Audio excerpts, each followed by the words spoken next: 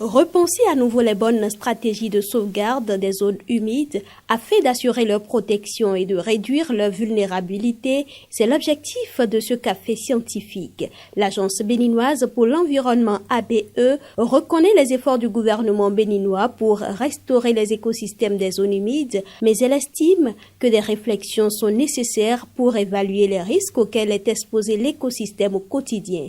Malgré l'existence de plusieurs structures et la mise en place d'un certain nombre d'outils pour la gestion des zones humides, force est de constater que la population béninoise continue cruellement de dégrader ces écosystèmes par leur comblement, par l'implantation des habitations, par la pollution de l'eau et du sol avec des substances chimiques, etc. Face à cela, il est absolument nécessaire, voire impératif, de mener les réflexions sur les risques auxquels l'écosystème est exposé quotidiennement afin d'y réduire harmonieusement leur vulnérabilité.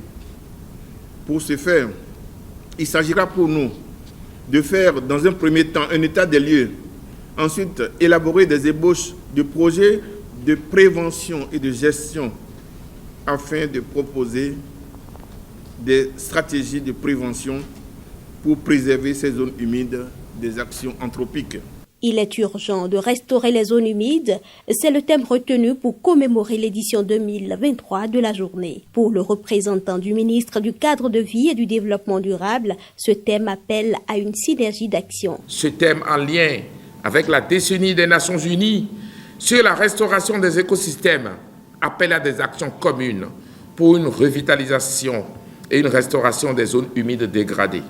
En effet, les zones humides disparaissent 3 fois plus vite que les forêts et constituent l'écosystème le plus menacé de la planète. En 50 ans seulement, depuis 1970, 35% des zones humides de la planète ont disparu.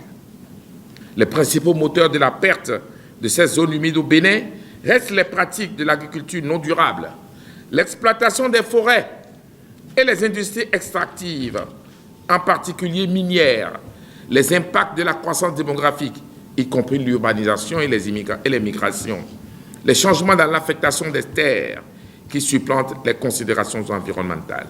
Je vous exhorte tous à l'action dans vos différents domaines respectifs afin que vous puissiez être plus engagés à une meilleure préservation des écosystèmes humides comme un gage de développement durable. Rappelons qu'au Bénin, 4 zones sont déclarées sites de Ramsar, désignation d'une zone humide d'importance internationale.